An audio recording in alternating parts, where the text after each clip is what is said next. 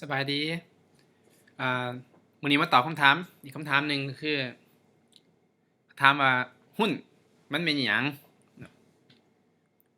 และมีจักประเภทอยู่นี่แยกออกเป็น2อันก่อนเนาะหุ้นเป็นหยังถ้าเอาตามกฎหมายเนาะตามกฎหมายน่าจะอ่านเข้าใจยากหน่อยหนึงหุ้นนี่แม่นหมายถึงทุนของบริษัทเงินทุนที่เฮามาลงทุนนำกันนั่นน่ะตัวอย่างว่าตอนนี้เฮากำลังสิเฮ็ดบริษัทใดหนึ่งเนาะอาจจะเป็นห้านใดหนึ่งห้านเฟอก็ได้ เอาเงินมาจุเข้ากันร่วมทุนกันแล้วก็แบ่งเป็นหุ้นให้มันมีสัดส่วนมูลค่าเท่ากันไผถือจักหุ้น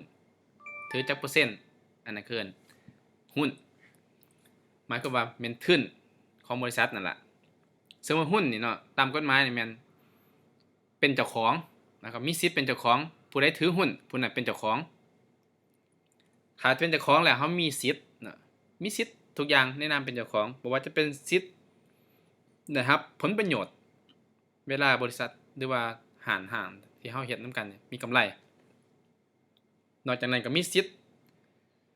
ในการออกเสียงในกองประชุมผู้ถือหุ้นของเฮานี่แล้วก็แต่ว่าสิทธิ์พวกนี้เนี่ยมันขึ้นกับสัดส่วนที่เฮาถือนำเด้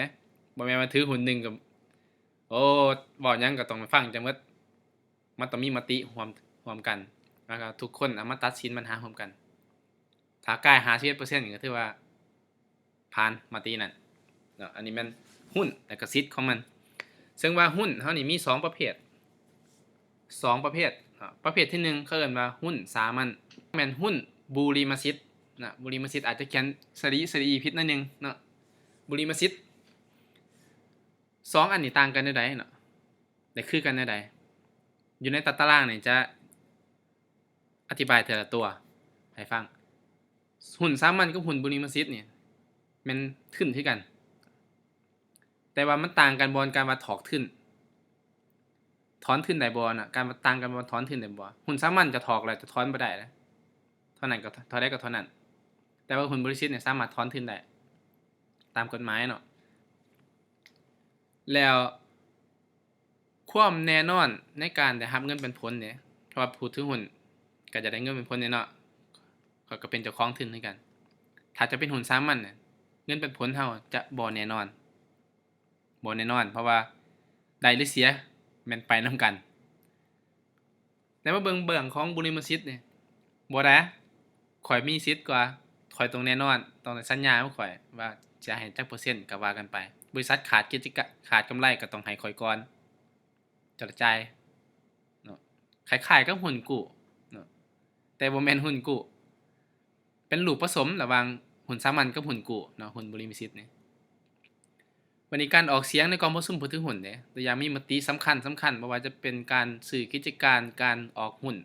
หรือว่าการร่วมทุนกับผู้อื่นบ่มติสำคัญ คุณสามัญจะออกสิออกเสียงออกเสียงได้ขอโทษ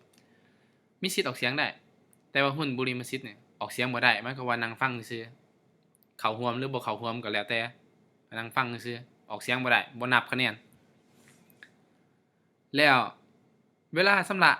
สะสางเนี่ยเวลาสมมุติว่ากิจการสิเลิกแยกออกจากกันแหละหรือว่ากิจการล่มละลายเว้าในทางที่ร้ายหุ้นสามัญสิได้ตามหลังหมู่เพราะว่าหยังจะเป็นเจ้าของทุนมันก็ต้องจ่ายหนี้ก่อน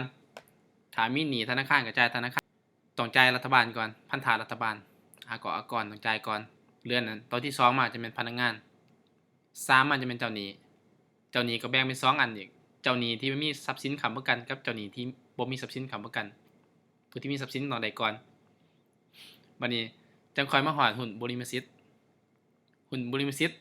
แล้วจังค่อยได้หุ้นสามัญหมายความหุ้นบริมสิทธิ์จะได้ก่อนเป็นนโยบายของเขาวันนี้เว้าเรื่องการเปลี่ยนมือเด้ตัวอย่างว่าโอ้หุ้นสามัญ จะซื้อจะขายกันนี่ก็ซื้อขายง่ายกว่าน้อยนึงแต่ว่าอยู่ในตลาดถ้าจดทะเบียนในตลาดแฮงซื้อขายง่ายหุ้นสามัญซื้อขายง่ายเพราะมีคนซื้อคนขายกันตลอดแต่ว่าหุ้นบริษัทยากน้อยนึงบ่ถึงขั้นว่าซื้อขายบ่ได้แต่ยากน้อยนึงเพราะว่ามันบ่มีตลาดหุ้นบริษัทรองรับมีก็มีน้อยบ้านโลกเฮาก็ใช้น้อยบ่หลายแต่ว่าส่วนหลายเขาจะใช้หุ้นสามัญประมาณ90%ของโลกใช้หุ้นสามัญอยู่โอเคเนาะหุ้น แม่นทุนอันที่1เนาะ มีสิทธิ์เป็นเจ้าของโดยสรุปแล้วเนาะแล้วได้หรือเสียไปนำกันถ้าหุ้นสามัญหมายความว่าทุกอย่างแม่นเฮาคือกับบริษัทได้ก็ได้เสียก็เสียเอานำหลังหมู่หุ้นบ่มีสิทธิ์หุ้นบ่มีสิทธิ์ได้เปรียบหน่อยหนึ่งมีผลตอบแทนที่แน่นอนแต่ออกเสียงบ่ได้แล้วก็เปลี่ยนมือยากอันนี้แม่นหุ้นสามัญกับหุ้นบ่มีสิทธิ์มี2ประเภทเนาะประเภทหุ้นโอเคเนาะถ้าว่ามีหยังบ่เข้าใจก็สามารถถามตื่มเป็นจั่งใดก็สามารถคอมเมนต์ได้โอเคเจ้าขอบใจบ๊ายบาย